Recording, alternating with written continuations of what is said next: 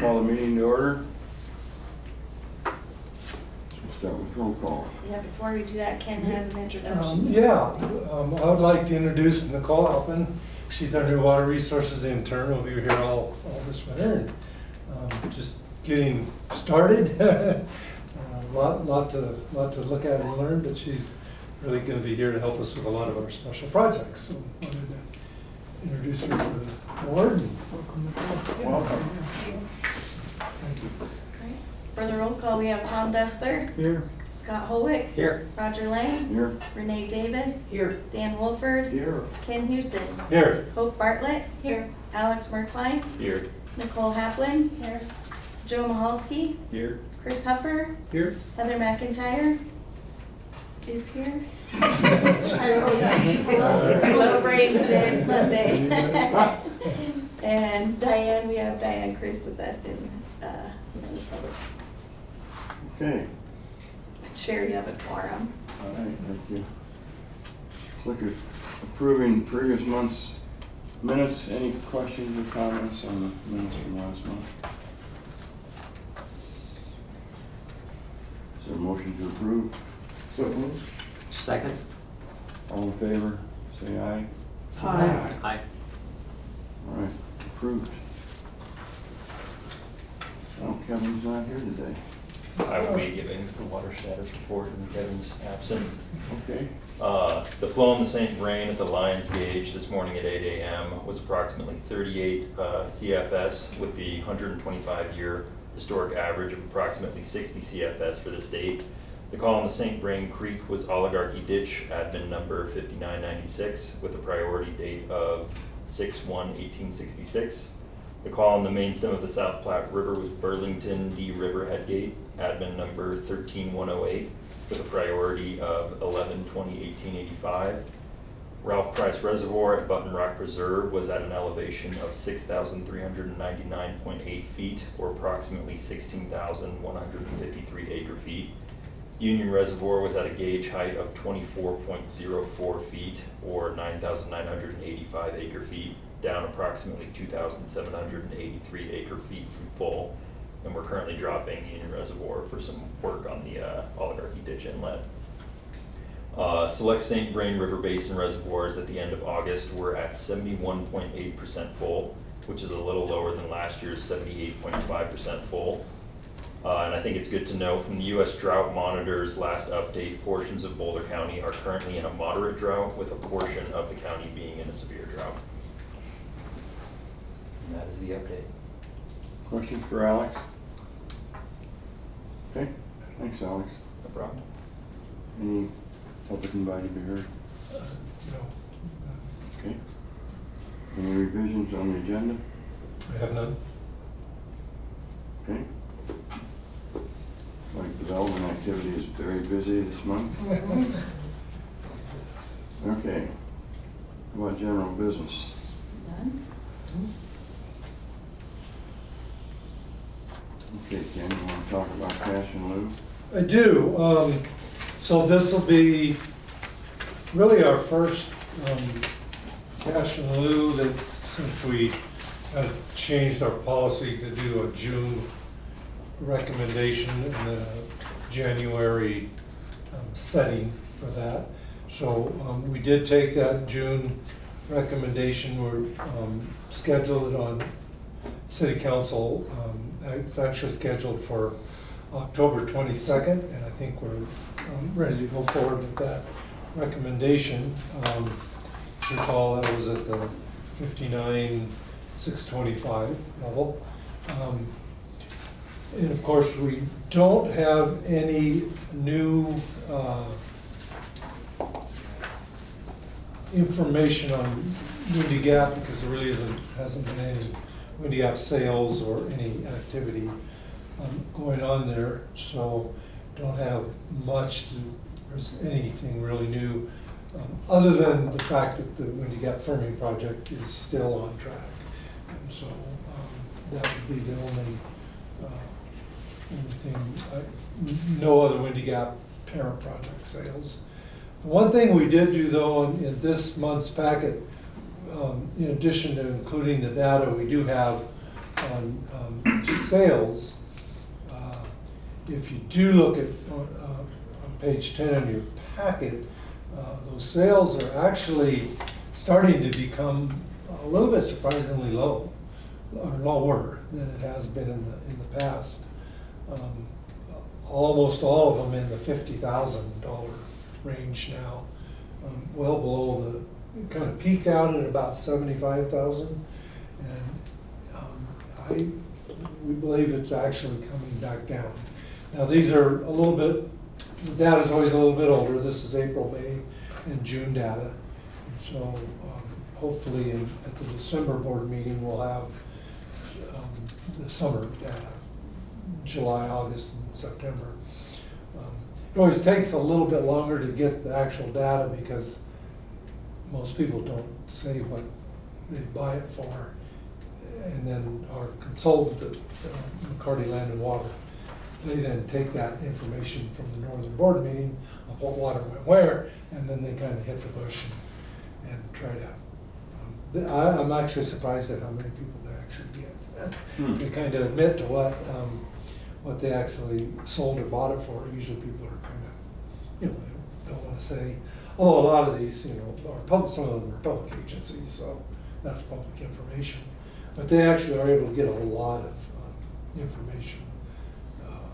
And so that's what you have before you today. Not suggesting we do anything with this yet because, about 60,000, that's still higher than our recommended cash in lieu that we sent to council. But it is, like I say, it's trending down a little bit. If Water Board wanted, you could, ask us to, there's no magic to the date of October 22nd. We could wait until you looked at it again in December if you wanted us to. But if not. What would be the rationale for that? Only that I think prices are starting to trend down, and we would be able to see if that, I don't think it's gonna trend below what we recommended, for sure. That would have to go a lot lower Good. than what we recommended on the CBT, Yeah, not right. on other water rights.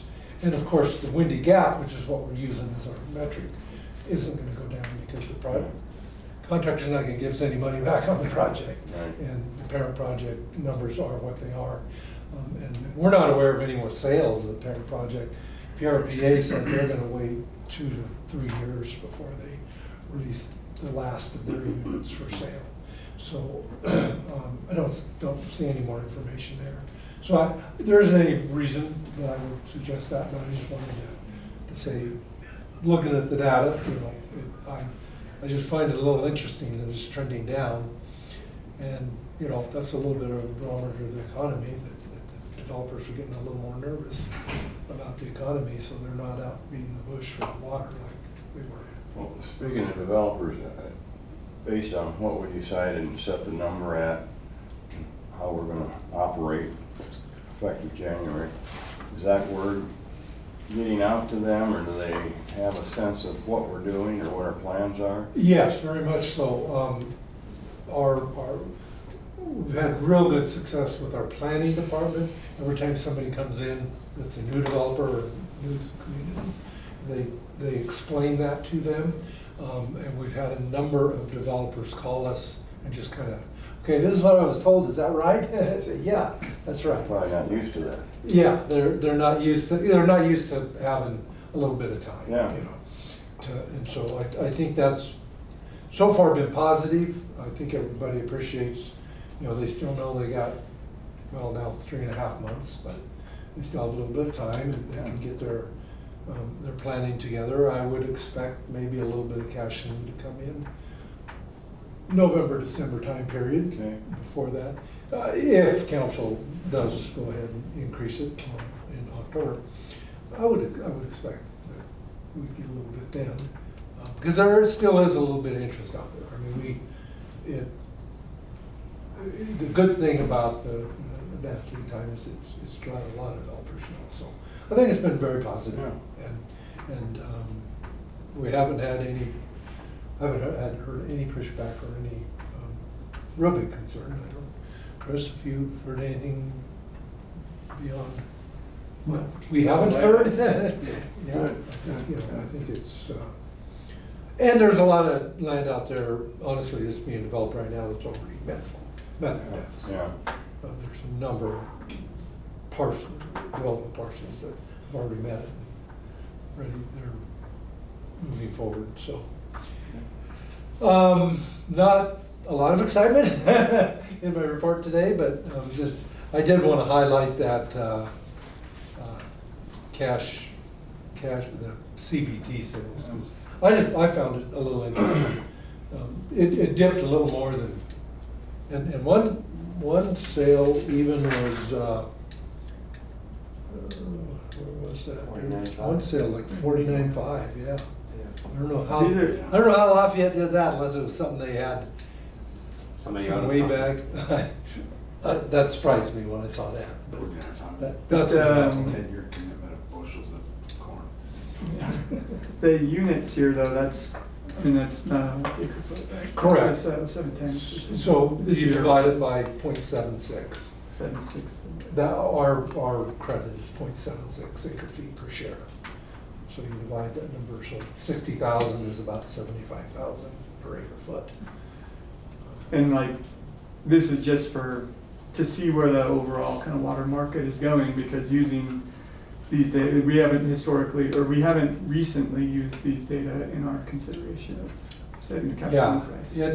it's probably been 15 years since we Yeah, that's basically. It's been quite a while, because when it, about 2012, when Yeah. it took off, it Right. took off so fast that it no longer made sense for us to be using that. And then I had one more question. So every once in a while you do see investor. I was gonna raise that same question. Is that, so that, I thought you couldn't speculate or something on that. I think it's CBT Kevin share. McCarty's characterization of the seller. So Kevin's a consultant, he has no affiliation with Northern. I suspect that he's getting an other category, that's what he calls it. But yeah, it raised my eyebrow substantially too. I'm wondering if Northern knows that they've got investors that are sellers. That would be news to them, I'm sure. Yeah, that's I really. mean, as long as they have a piece of land that they put it on, I guess they can be an investor on a, Well, if they're using in a it, way, sure, I yeah. guess. And honestly, Kevin's a Appraiser. land and appraiser, land agent, you know, and he kind of knows. Somebody can buy a piece of farm ground and move CBT onto it as long as it meets all the criteria. Kevin just knows really what they're doing. Yeah. Most of them, I will be honest, most of them are not investors in the term. Most of them are developers who are putting the water there and so that they can then move it onto a development somewhere. Even that Northern doesn't allow unless it's a legitimate farm. But some of them are leaving it on the same farm, just putting it in their name, but leaving it on the farm until they move it off to it. So that you can do. That is, Do we have a sense of how much how much of the northern shares are in the municipal bucket? Yes, I have not heard that figure. It's around 3/4 of, about 75% of it is already in M&I. I would say it's more than that though, because of the number of people who have it on a farm, that, you know, they own the farm. You know, So they own the farm. a developer will buy a farm somewhere. Oh, okay, so the Yeah. farm they're currently with farm but owned by a It's developer. currently farmed, it's Moving or gonna move. It's gonna move. Okay. I would say it's tied up in M&I. It's probably closer to 85%, maybe even as high as 90. Oh. It's a significant part of it. Yeah, that's one thing I've noticed when I'm looking at raw water requirements and things like that with other districts is for a while, it was bring a CBT or nothing at all, like, or a cash in lieu. It was set very high to CBT prices. And now it seems like there's kind of a little bit more variety. And I'm curious if there's been a change in the demand profile from utilities and municipals, that they've diversified what they'll accept. Um, I've gotten that sense, but I'm not, I would love to know what you think about it. Yeah, two things really happening there. One is Northern was in kind of a catch-22. There were a couple rural domestic, you know, I don't mean to pick on anybody, say Little Thompson, that's all they took. Yeah. And Northern was saying, you can't do that. But they never ever quite stopped it, but Okay. they made them have a real good, told them you gotta have a plan to come up with other water supplies. Then, so some of them started doing that. Little Thompson now accepts Home Supply and one other Big Thompson water right. And, but and they've done some, like, they've got some Windy Gap, Little Thompson has, and they're doing a raw water project out on the Barefoot Lakes subdivision with spent gravel pits. So they're starting that. But on top of that, most of the rural domestics are also participating in the NISP, Northern Integrated Supply Project.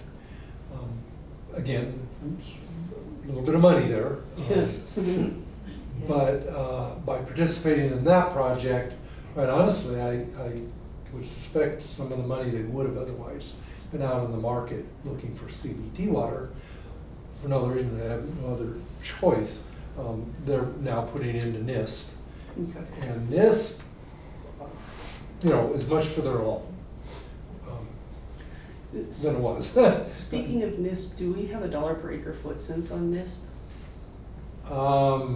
We do, I can't tell you. off the top. Several billion dollars divided by 4,000 acres. Yeah, I know it's not pretty. No, it's still under 100,000 per acre foot yield expected, but that also anticipates that both phases of the project will ultimately get built. Because the It's first still under phase will deliver. 100,000? Okay, Well, if you look at CBT, it's Yeah, about it's- 100,000 an acre foot, if you look at an acre foot basis, so it's comparable. I have it at 77, but yeah, So if you had a $70,000 per unit at 0.7 yield, you're at 105. So, Okay. In recent it's years, it's been comparatory, relatively it's high. still yeah, relevant. I'm thinking too, I included Yeah. February sales. Sure, just generically, that's kind of the way that most NISP participants look at it, because they're Okay. most of them have a large inventory of CBT, and that's the way they tell their board members. It's still roughly a CBT kind of a project, but that definitely means that both phases have to get built at some point, because half the yield will be available at the end of the first phase, and the other half would only be available if they build the second phase. Okay. The other piece that a lot of the water districts that I'm familiar with, that they actually are looking to diversify their CBT portfolio, because Yeah. particularly what's going on in the Colorado River and the possibility that there's limited availability of CBT water in certain scenarios, planning scenarios in the future. So there's people making a conscious effort to buy more native water to offset that. Playing on it for about 10, 15 years for some of them. Some are just coming to the table going, we should probably do something about this, but the options are fairly limited Yeah, for native water. I just wondered about the effects of that diversification on CBT prices. If people can go somewhere else and find something else that their district will accept, if that doesn't help relieve some of the pressure on CBT. One of the things I wanted to bring up is, at my job, I recently came up with a similar problem of how do we value water rights? And we had a market rate study. It was pretty helpful, and it looked at sales all up and down the South Platte River. And one of the things I wanted to let you know is that as much as it was helpful, there weren't a ton of data points. And I'm bringing that up because I think where we've tied ourselves to the Windy Gap parent project rights valuation, I will admit I'm a little concerned that we're not going to see another sale for a while. But it would still be appropriate and good for us to have something to review this time next year, even if there's not a sale. And so I don't want to say that we should do a study, because I just said there were limited data points. But there is some data out there that could maybe help us. I don't know that the prices are quite a match for what we're bringing in new. But one of the things that I did look at when I was looking at that study was trying to see if there were indexes that we could, use to inflate stuff, and so that the study doesn't have to be updated every year, because that's a lot of studies. So there's other approaches too that I think we should keep in mind moving forward, and other ways we can maybe get some data and or help the data keep up with inflation. So, Yeah. 2 No, cents. Appreciate that, because that's kind of where we are right now, looking at some new, at least looking at some other cities, and looking at some of those other possibilities. 'Cause Yeah. again, even though we're not using CBT, I think it's very valuable to keep our eye on the CBT market, as well as we can, Other we water can keep rights other rights sales. sales. Yeah. I'll be real honest, we haven't reported it lately, but Highland water's a lot higher than it used to be, I'll put it that way. Interesting. It's very interesting how high share of the Highland ditch is gone. Well, But it's very useful for people out east. So. when I was looking at the market valuation and then trying to compare it to an older data and then seeing what indexes basically matched, I found that the Denver Aurora Lakewood Housing Price Index was a horrifyingly good match to how water rights had inflated, which you can be like, well, they're water rights, they're a different thing, but to me, it really shows the tie of water rights and development. To develop it. Yeah. And we never write contracts based on CPI accelerators, it's not connected well, but construction indices are, Yeah. which would be not dissimilar to the housing market index, I suspect. It's Usually it's has not the same as I would have liked, because I looked at Engineering News Record and the Fed construction index, and they weren't quite as tight. But to the point of, like, I think we should keep our eye on it so that we don't have a rate shock in 3 years when we adjust it. I would like to see slow and steady tracking of, and changes that reflect our best understanding of reality. Because I think we can advise city council away from freaking the developers out and also, maintaining equity in the system so that the ratepayers aren't subsidizing development.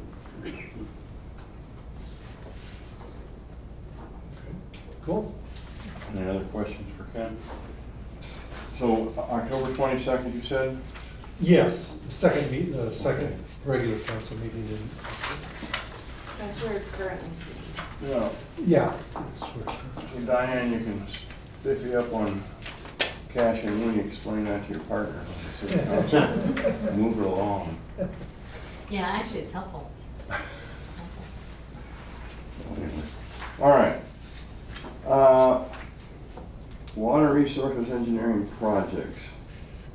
When you get first. Oh, Oh, okay, I'm sorry. Yeah, Go ahead. that's fine. It's just not on our tab I thought we had talked about when you have it, maybe there. not. No, that was cash and Okay, when you have it. Go. You should be able to just click on it and it will go to the next one. Or scroll down with the roller. I'll just do it this way. Okay, just a quick update on the Windy Gap project. Here's a recent photo just last Monday. Again, as we saw last month, we have a complete level top of the dam embankment at this point. Remember, there was a low point on the west side that got filled in, so still looking good. These are some of the updates that Northern Water gave us. Couple ones to point out. It was actually kind of neat this month, starting to talk about things getting done, different phases of the project, rather than everything just all so much done. The upstream, the outlet tunnel, as well as the outlet piping, should be completed by the end of this month. They're just doing some of the last concrete backfilling around that. So that's really good news, because the inlet and outlet tower can immediately start going up. And of course, that's what you gotta have go up before you can fill anything in the reservoir. But, so that major part, the valve house, called the floor of the valve house, the valves and everything like that on the main valve house is complete, so they're starting to put the structural steel there to get the main valve in there, which they actually put a lot of the valves in, and then they'll build a building around the valves. You can get them in and out, but it's a lot less expensive to have the valves sitting there and build the building around the valves. They welded the last piece of the main conduit from the CBT project down. So that pipeline is complete, which is good. And then on the spillway, part of the spillway is in a box culvert, part of it's just an open channel, but part of it goes into a box culvert. The last two box culverts are being poured this week and next week, so the spillway will be completed at that point. And then the saddle dam is now out of the foundation stage. It's actually starting to raise it. As last week, it was 6 feet above ground with only 35 feet. It's a 40-foot tall dam, so that'll go pretty quick. So it's kind of neat to have, actually be talking about this part of the project's done and that part of the project's done. Just out of interesting curiosity, it's 257 foot tall with the 350 feet. It now makes it the 8th tallest dam in Colorado already. So it just went above, taller than Granby, the dam at Granby. So that's pretty good. Then one of the things they just did start a couple weeks ago is the tie-in to the Carter Lake pressure conduit. So there's a pressure conduit that goes from the Flatirons power plant, Flatirons power and pumping plant. It's got 3 units, and one of the 3 units in the Flatiron plant pumps water from Flatiron Reservoir up to Carter Lake. And you can see right here, this is where they basically cut out a section of it. Pretty good sized pipe. You can see the worker in there, so that's a real pipe. That's being done this fall. Very substantial penalty if they don't get it done by December 15th, because that's the only way we have to put water in Carter Lake. So right now, there's no way to put water in Carter Lake. Luckily, Carter Lake has 80,000 acre feet in it, so we're fine there, but no, gotta get this work done. But it was pretty interesting. They had a heck of a hard time getting that actually cut out. They had a really large demo saw as they were trying to saw it. And it's a steel pipe encased in extremely high strength steel bands, and then concrete poured around the steel bands to basically protect the pre-stressed steel bands. And their saw hit those steel post-tension bands, and it wore the saw blades out instead of cutting the bands. So they had a little bit of trouble getting it done, but they finally got through it. So that's actual conduit. The conduit goes up here, and then Carter Lake's on the other side of that hillside right there. So that's pretty interesting. This is the schedule. We're currently 68% complete on the project. Still tracking along pretty good. Earned to date of $431 million, so earned 76% to date. So good portion of the project done, and we're still tracking well. And that's what was left after they tried to get the pipe. They actually had to kind of mash the pipe down to finally break those bands. So that's our update. Going well.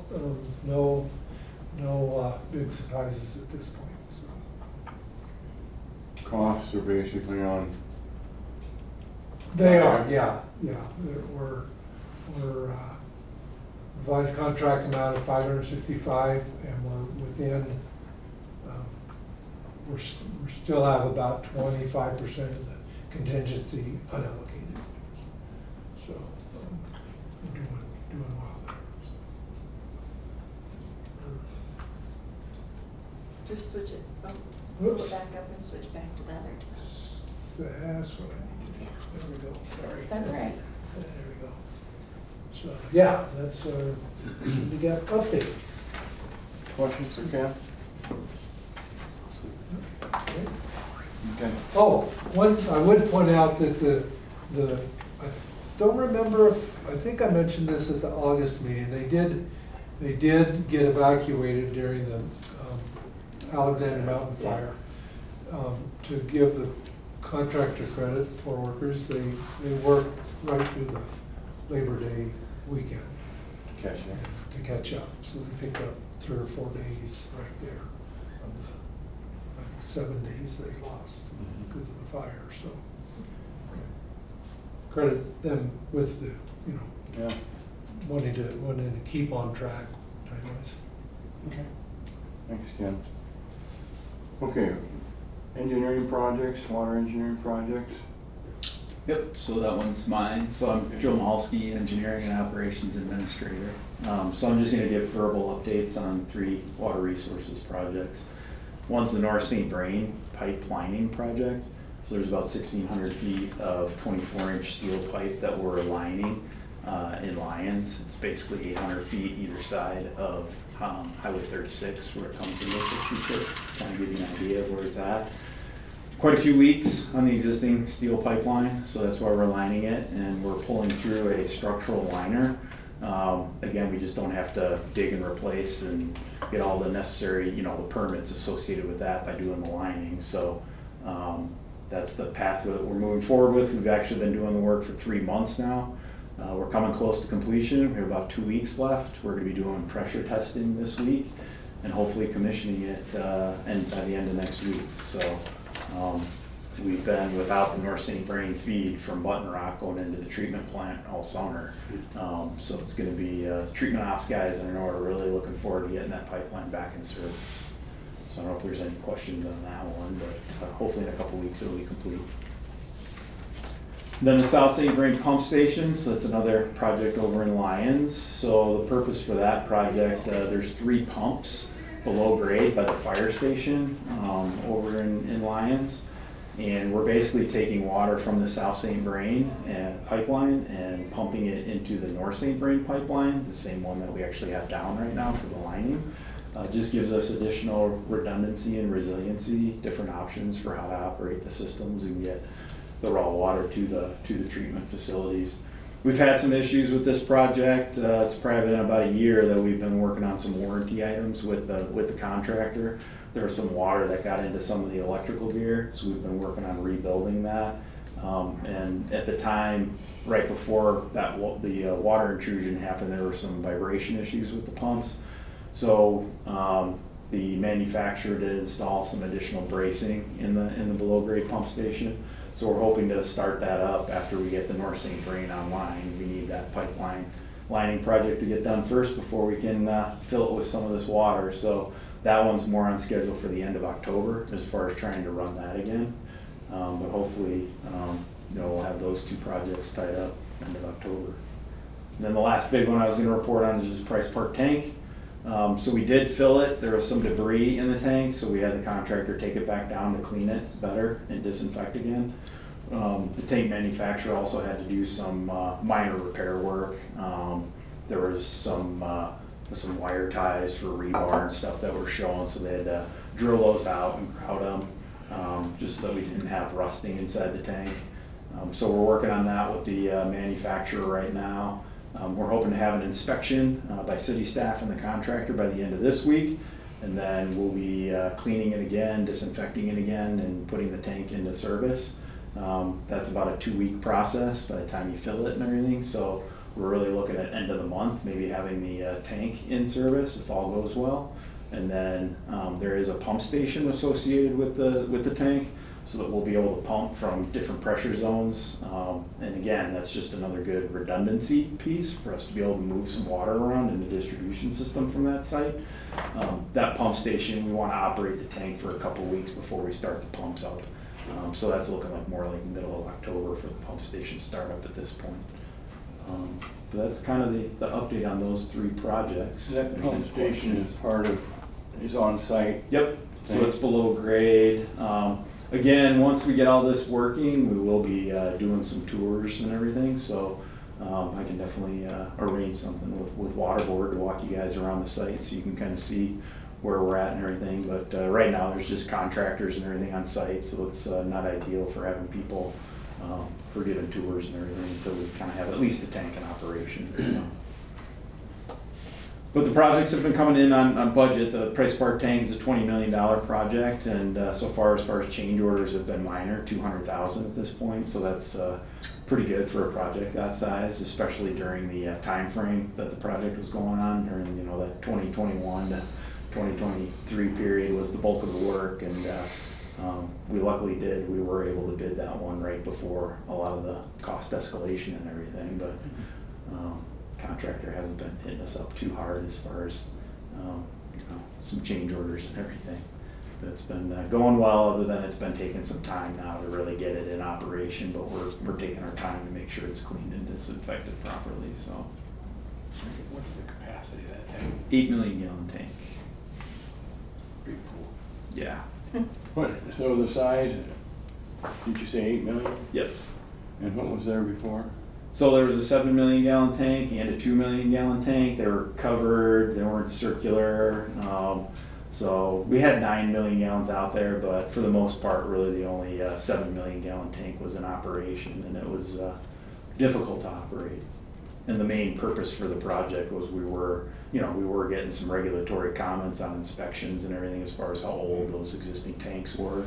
So that was the main impetus for the project. So takes a while to get these done. It's been 6 years in the Big making, project. from design through us getting to this point. So hoping to bring it across the finish line here real soon. Questions for Joe? Well, yeah, it'd be nice when you wrap it Yeah. up, you give us a tour. Yeah, for sure. Great, all right, well, thanks. Okay, review of water board bylaws. Yes, we have a copy of the bylaws, pretty standard once a year. We have let water board take a look at it. And, if you have any changes, if not, we'll keep them as is.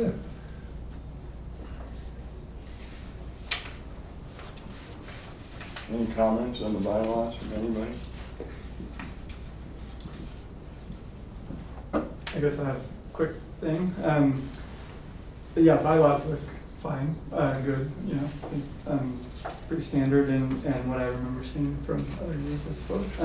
So I guess I do have a question about, I don't know if this is the appropriate time to talk about it or not, but like whether, and I don't know whether this would get enshrined in the bylaws or not, but at some point we were going to swing back around to chatting about like whether water board would take positions on kind of resolutions and things that come before city council, or so what 2 months ago there was a individual here, and I'm sorry I forget names and everything, but that was asking about whether water board was going to kind of like support a particular what was it about? Sales tax. Yeah, sales Tax, tax, open okay, space. for open space, okay, there you go. So, thank you all, because I completely blanked on that, so, but I did remember that kind of like general discussion about whether or not like whether it's in water board's place essentially to kind of take positions on those types of proposals, I guess. Like I said, I don't know that it gets enshrined in the bylaws necessarily, as like one of the things that the water board does or does not do, I guess. But I just thought, if we didn't talk about it today, I was just going to kind of put it on again on our radar screen. One comment, if depending on what we would like to do or not like to do, you know, this thing went through several boards, not just the water board. I mean, consistency throughout the different boards, I think that'd be part of the discussion if in fact we're gonna do something. Yeah. So, you know, I hear what you're saying, but I don't know. It'd be We would be- weird if other boards could recommend something and water board is prohibited by our own bylaws from doing Real so. weird. Well, we Weird. just couldn't do that. Yeah, I'm just saying, we gotta be consistent, yeah. So, that's a good point. We would be happy to check with the city clerk's office, kind of see if there's a standard. and why don't you do that? Then At least you could get a do look. some not, you know. Yeah, We'd be happy to yeah, get a little information about that. okay. We'll check with the city clerk's office. Anything else, Tom? No, like I said, I didn't know if this was the moment to talk about it or not, but I just thought I'd throw it back out there. No, that's great. All I'm saying is bigger than just us, so it wouldn't hurt to have a little sense of the rest of the group, so. Yeah, and actually, I mean, the bylaws really don't prescribe what our powers and limitations are. They tell us how we operate. It's the, charter and the code that give us what we're allowed to do and not allowed to do. And similarly for other entities within the city, Yeah. the charter and the code would be the definitive source. So I didn't go back and look, that's a great question, honestly, but somebody could certainly look to see if there's consistency within that Or not. for the different, yeah. Because at this point, we've been operating as though, I believe I think what we did a couple months back, right, was kind of split the difference in a sense of like, say that, yeah, we're kind of like recommending to council, but not necessarily that we're like, don't maybe put our names on a billboard somewhere that we support the proposal or something. But the council should recommend it should go to council at least. But we've been operating, doing whatever we've been doing for the last however long, without knowing, right, whether there's something in the charter that says we should or should not, right? Yeah, if you can check that out. Yeah, we'll check. And give us some. Give you a report on that. Yeah, yeah, That's a good, I'm glad you brought that up. Yeah. We'll do that. anything else? I want to vote on reviewing the bylaws. as a Well, the council. recommendation from staff is that we approve the bylaws as the amendments to the bylaws as proposed, then I would make that motion. Second? Be happy to second Okay. Any comments? All in favor, signify by saying aye. it. Aye. Aye. Aye. All right.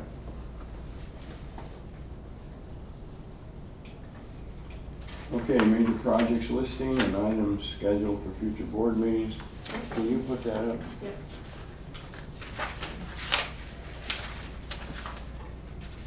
And one thing I would like to point out on that is the Northern's Fall Water User Meeting, I think they call it the Fall Symposium now, is the 30th of October. But it's now open if anybody wants to sign up, or we'd be happy to sign you up if you want us to.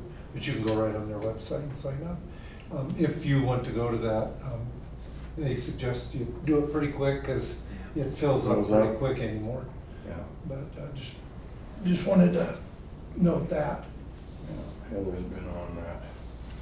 Wes was on it. Okay. So, looking at the schedule there and the dates,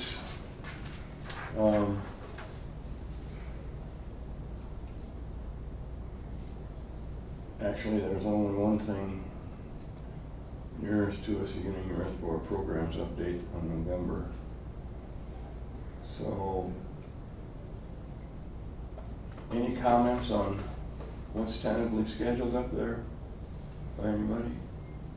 Or are there other items you'd like us to, bring before you? We'd be happy to research that too. I would say that I would actually welcome a rates update I'm sorry. Water rates update. Water rates, I yes. don't know if the timing on that is gonna work, but I know it's kind of a thing, and it's nice to know what's going on, so when people ask me about it, I can help talk about it. I agree with that. I hate to read about it in the paper and not knowing anything until I read the paper, so. I get that. Yeah, that's our payment, we get to know just a little before the paper. If we're doing anything at all, yeah, we ought to beat the paper, but I got a comment on that after we decide what we want to do with this, but it's a good idea. Any other comments on what's ahead for us? Ken, would be it appropriate to share with the board some of the storage discussions, some of the things that like the PL 566, just more of an overview? Yeah, Entire board. we'd be happy to do an overview, or be happy to invite Sean Cronin from the district to give us an update. I'm sure they'd be happy to do that. We can do either, but yeah, no, that's certainly, let me make a note of that. Can you describe that one a little bit more? What would this be? Well, I think there's the cities, I'm trying to, Yeah. that fine line of being, Water Resources Advisory Board member as well as, St. Vrain Left Hand Board member, and knowing that there's a lot of discussion with the city about water projects, future projects, and in collaboration and trying to get federal grants to do some of these things, whether it makes sense, especially to keep this board at least to be informed on what the city's looking at, how it can participate, where that money's, what significant chunk of change could potentially be coming down the pipe from the feds to do some of these things. Yeah. Sean was here about a year ago. Is that the one that's scheduled for January down here? I think it's different than that, Oh, Heather. I'll put Yeah. my other hat on as well. The stream management plan was adopted. There is a update on next steps for the stream management plan in terms of adopting guiding principles and so forth and putting them into action. That has a city overlay for sure. The PL 566 funding that Dan spoke of is a federal pot of dollars. The district, on behalf of a lot of stakeholders within the basin here, applied for roughly $250 million of funds for what were considered somewhat shovel-ready projects. And some of those have a nexus with the city, others have a nexus with ditch companies, some have a nexus with multiple agency parties. So that's probably something that you could ask Sean if there's a good opportunity to provide an update. The long and the short of it is there's 2 phases moving forward. One is a first phase which has about 10 projects that has gone through the first phase of funding and approval, and that was done, and then we're waiting for the NRCS federal through the state to provide dollars for what's the second phase, which is an EA phase for all 10 of those projects. And that has not happened in this fiscal year, so we're waiting for the October, beginning of the next federal fiscal year to see what dollars are allocable. For what it's worth, the NRCS is prioritizing funding that has been appropriated for construction projects. So if all the money gets eaten up in construction, there's nothing left for EA, because that's the second phase. And there's nothing left for the other ones. So the other projects that weren't in those first 10 are all lumped into a second phase. They're somewhat geographic in scope, Tom. And those are in the middle of the first phase and are limping towards approval, so they would get into the bucket for EA funding for second phase probably in 2025 also. I remember that Okay. from like something, Yeah, about a year Sean ago. did. Sean did provide it, yeah. And it was one of my favorite actually discussions because it was very future focused and like kind of the way that they were arranging things was quite nice. And so, yeah, I would welcome that discussion. Yeah, I think that's a good Basically, one. It may be something that can be combined with the stream management plan, but my guess is Sean's gonna wanna do those separately, because they're distinct, for sure. We'll put that down actually as one of the ongoing, something we can update once a year or so. I will tell you what the what the jeopardy is for being updated. We get updated every month. Yeah. Every month, it's like, this is what we think is gonna happen in the next 30 days, and every month it comes back and says, that didn't happen. So it's probably where you're supposed to. Same news. Visually is good. The 6 month or the year annual Yeah, so updates. annually might work. It's kind of like going to a NIST board meeting and like, yeah, we're gonna get the record of decision any minute now, and 5 years later, it's a little anticlimactic. So, Did you get your question answered, Dan? Yeah, absolutely. Okay. Yeah, that's. Thank you. So, we'll accept this as listed. You know, I was thinking on the October meeting, since there's nothing that's scheduled of specific substance, maybe we get to go on the tour. Maybe what? We get to go on the tour of the water tank completion project. Who That'll knows? work? In October? It might, Third Monday of October? it might. We'll see what's going on with the pump station. Yeah, no, I just, Hopefully the tank is, but it seems like it might almost, It- time-wise, it might. for what you said, Jeff. so we Depending can on, keep you in let us touch. know. Mhm. Go down there, yeah, good. I don't know, I'll do it winter time. You know, Yeah. let me just throw something, this might not be completely related to what we're up to, but as far as water rates, they're proposing an increase in water rates. And the way I read it, somebody can help me with this, but I thought it was talking about costs, increase in costs of upgrading the treatment plant. It's impacting the water rates. Is that correct, or does that make any sense at all?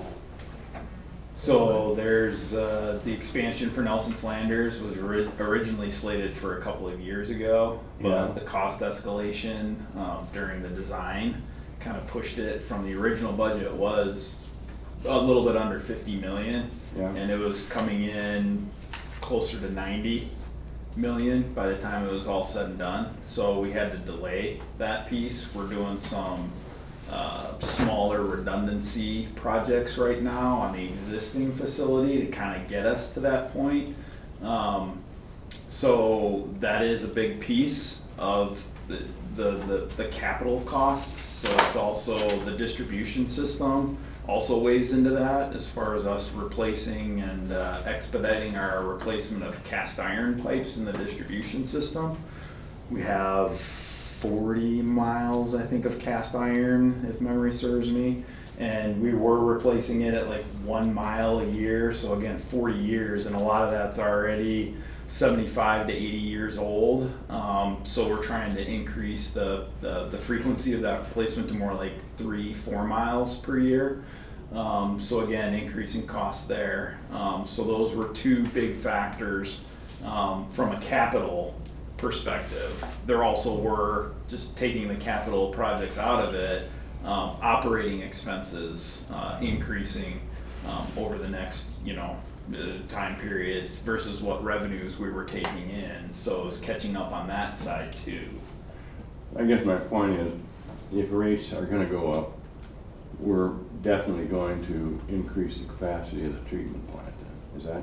Is that a given, or is that something we don't know yet? That's what's slated right now with the costs that we have and everything, yes. That I think it's in 2029 is when we have that in the 5-year CIP plan for that expansion at Nelson Flanders. Okay. My only point is, if you wanna raise the rates, or if we wanna raise the rates, I would hope we would go ahead with that, given where the money's gonna hopefully be available, so, okay. Roger, can I ask a, Yeah. ancillary to what you said, Joe? Is the replacement of the cast iron pipe project the driver of the monstrosity that is the east side of Roosevelt Park along Kaufman there? Is that part of that project, or is that something completely different? Those are at the transit. You mean, What's that? work on Those are at the Kinbar transit Street? No, on coffee. I'm Kaufman, I'm Well, sorry. it's underground, So- so it's pipe related because there's a lot of big. So we're not in there right now. We were there last year. So we were out in front of the work that's being done right now as far as the paving. So we did upgrade the piping that was underneath there That's what's last on it. year. So, and that was part, yeah, Yeah. cast iron and old pipe and getting out in front of the current I project. assume most of your cast iron is in Old Town, right? Yes. Longevity wise, so. What's the cast iron being replaced with? PVC. Industry standard. Water safe PVC. C900, AWWA approved. Okay, so are we done with major projects? I guess we'll wait to see as part of the tour. You know, I've got you lined We'll up. probably, yeah, for end of October, so I know I'll check in with you at the end of this month as Yeah. far as that. The Rotary. I asked him to put on a program for Rotary, to talk about what's been going on, so, Yeah.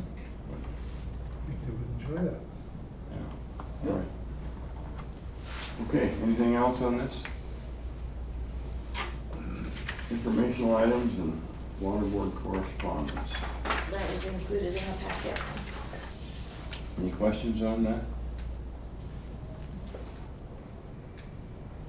Okay. Okay. As far as cash in lieu, not much to say about cash in lieu, is there? Not this one. Haven't we covered it? No, we already covered it. It's just giving you the next time for review is in December. All right. And future water board agendas, I think we pretty much covered that, unless there's more comments about that. Hope you haven't said anything yet. No updates. Just listening today. Anything else?